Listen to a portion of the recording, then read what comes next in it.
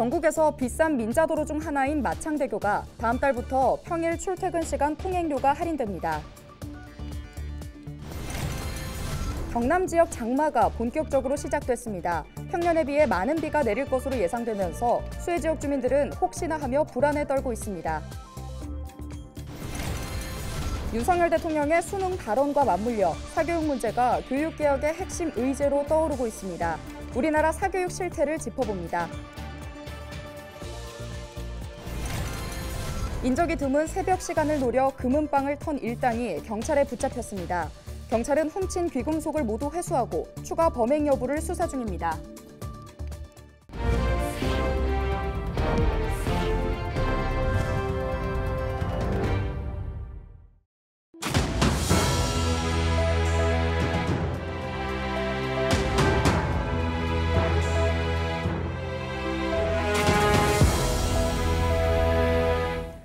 시청자 여러분 안녕하십니까? 헬로티비 경남뉴스입니다. 전국에서 비싼 민자도로 중 하나인 마창대교가 다음 달부터 평일 출퇴근 시간에 통행료가 할인됩니다. 도민들의 거센 통행료 인하 요구가 이어지면서 경남도와 창원시가 재정 투입을 결정했기 때문인데요. 보도국 기자 전화 연결해 자세한 소식 알아봅니다. 표 기자, 우선 마창대교 통행료 도대체 얼마나 비싼 겁니까? 지난 2008년 개통한 마창대교는 창원시 성산구와 마산 하포구를 잇는 1.7km 길이의 해상 교량입니다. 현재 소형차 기준으로 통행료가 2,500원, 킬로미터당 요금은 약 1,470원으로 다른 민자도로보다 2배 이상 비싼 편인데요. 마창대교를 이용해 출퇴근할 경우 왕복 기준 5,000원의 통행료를 내야 합니다. 요즘 같은 시기 도민들의 입장에서 부담스러울 수밖에 없는 금액인데요. 이처럼 비싼 통행료 부담이 계속되자 경남의 시민사회단체가 나서기도 했습니다. 이들 단체는 지난해 통행료 인하와 공익처분 추진 시민운동본부를 구성하고 통행료 인하를 지속적으로 요구해왔습니다. 네, 도민들의 요구가 반영돼서 최근 통행료 할인 발표가 이뤄졌는데요. 지원 규모와 또 내용은 어떻게 됩니까? 네, 마창대교 개통 15년 만에 평일 출퇴근 시간에 한해 통행료가 할인됩니다. 경남도는 지난 23일 다음 달부터 평일 오전 7시에서 9시까지, 오후 5시에서 저녁 7시까지 출퇴근 시간에 20% 할인을 적용한다고 밝혔습니다. 소형차 기준 2,000원, 중형 2,500원, 대형 3,000원, 특대형 4,000원으로 통행료가 줄어듭니다. 하지만 이번 통행료 할인으로 민간 사업자는 매년 20억여 원의 손실이 발생하게 되는데요. 이 손실금은 경남도와 창원시가 분담해 보전합니다.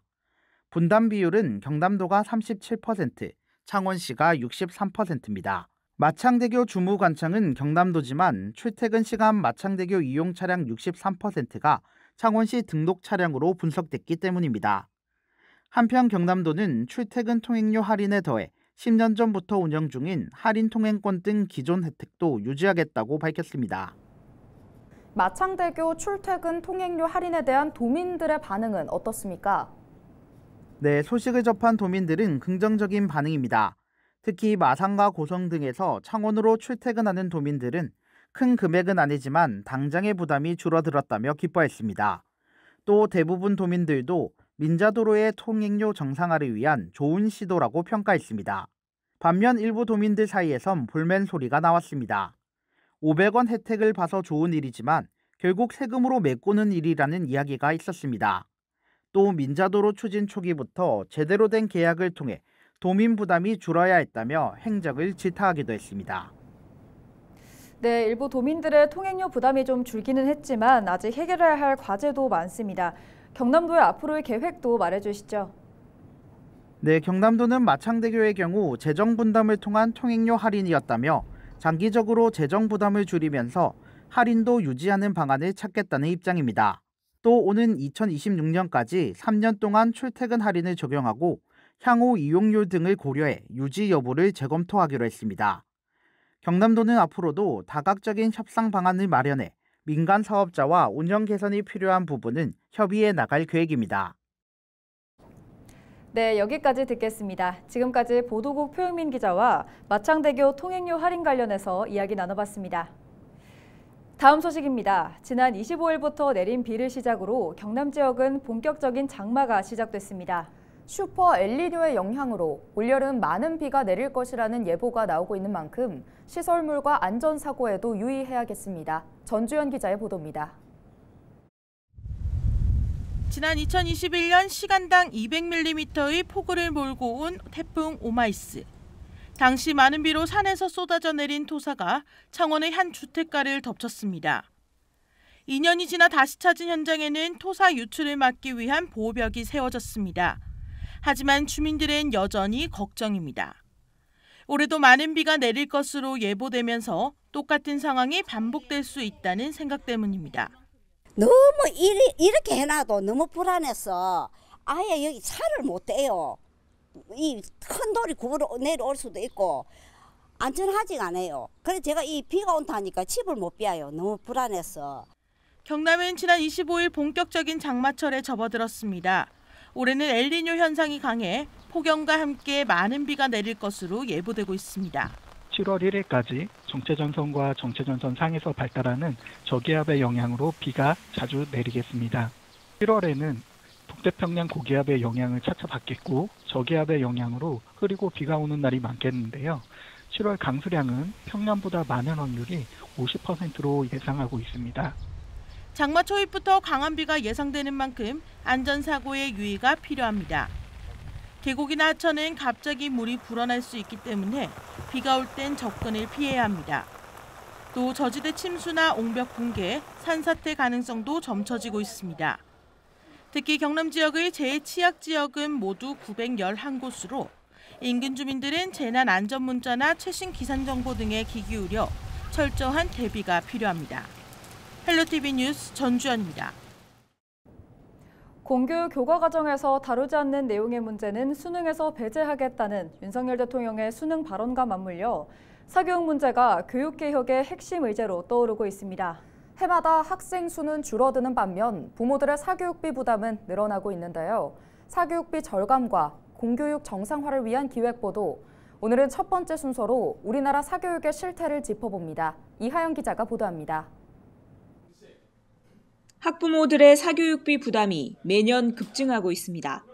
통계청이 발표한 지난해 초중고 사교육비 조사 결과를 보면 사교육비 총액은 26조 원으로 역대 최고치를 기록했습니다. 1년 새 학생 수는 532만 명에서 528만 명으로 0.9% 줄었지만 사교육비는 한 해 전보다 10.8% 2조 6천억 원이 늘었습니다. 학생 수는 줄었는데 사실은 참여율이 늘면서 참여하는 학생 수 자체는 늘었습니다. 그리고 학생들이 참여하는 그 시간도 전년에 비해서 0.5시간 늘었기 때문에 일단은 양적으로 사교육에 참여하는 그런 양으로 봤을 때 늘어난 부분은 통계로 또 확실히 나타나고요. 전체 학생 1인당 월 평균 사교육비는 41만 원. 참여 학생 1인당 사교육비는 52만 4천 원으로 2007년 통계 작성 이후 가장 많습니다. 윤석열 대통령이 사교육비 증가의 원인으로 공교육 과정을 벗어난 수능 문제를 지목하면서 교육부는 올해 수능에서 초고난도, 이른바 킬러 문항을 배제하겠다고 발표했습니다. 하지만 학부모들 사이에서는 우려의 목소리가 나옵니다. 킬러 문항을 없애는 것은 동의하지만 변별력이 떨어져 수능이 쉬워지면 면접이나 논술 등 대학별로 치르는 시험이 어려워져 사교육 시장이 더 커질 수 있다는 겁니다. 본고사 비슷한 논술이나 그런 시험들이 이제 또 심해질까봐 그거는 단위가 또 엄청나거든요. 사교육비 단위가. 그걸 굉장히 지금 걱정하고 있습니다. 당장 5개월도 남지 않은 수능 시험. 사교육 문제 해결을 위해 꺼내든 정부의 대책이 공교육과 교육 현장의 내실화를 이끌어낼 수 있을지 주목됩니다. 헬로티비 뉴스 이하영입니다.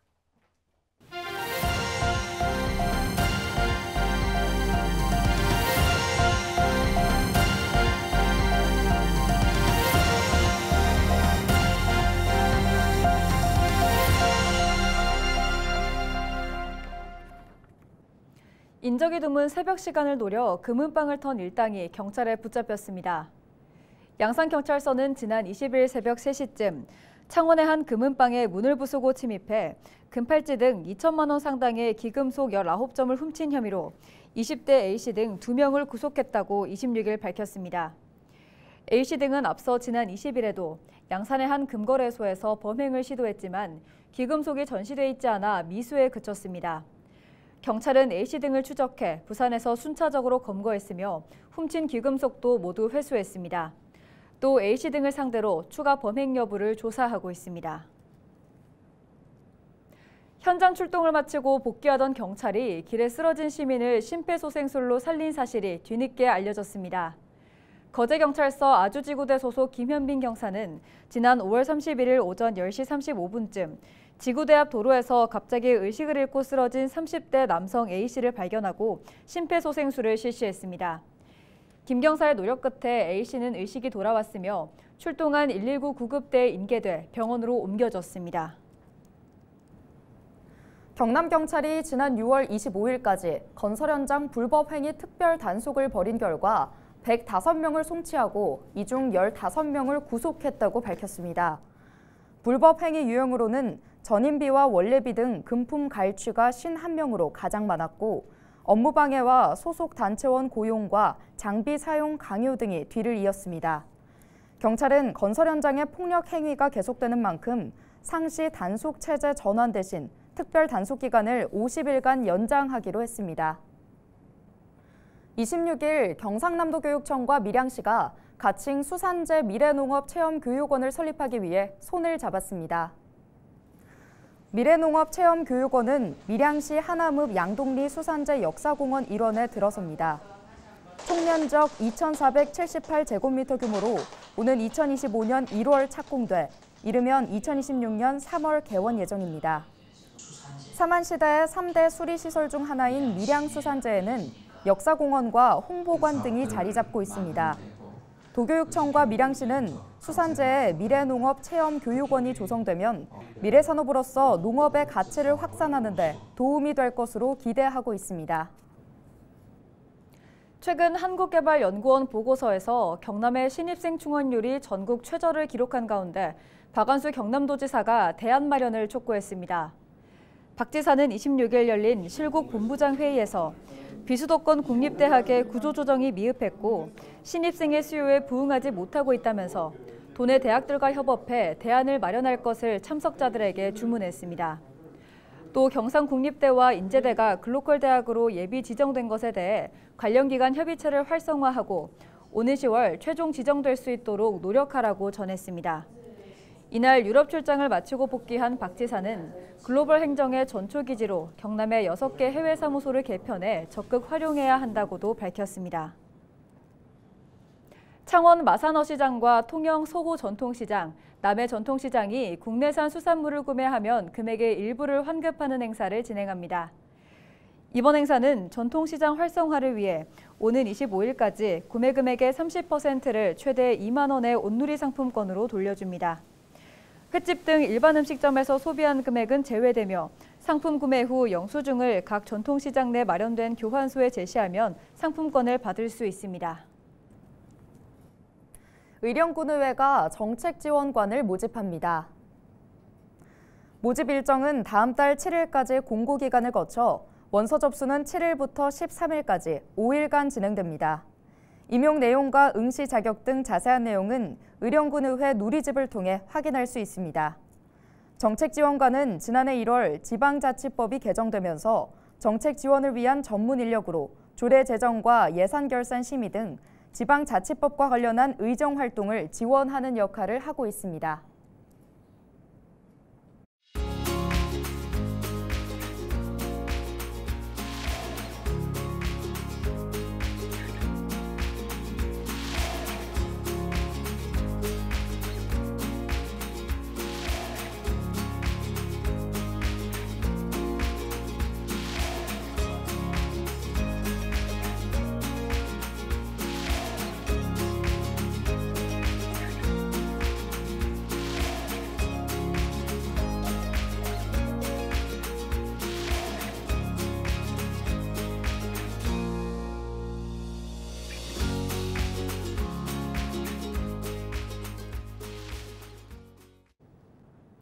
이어서 AI 날씨와 생활 전해드립니다.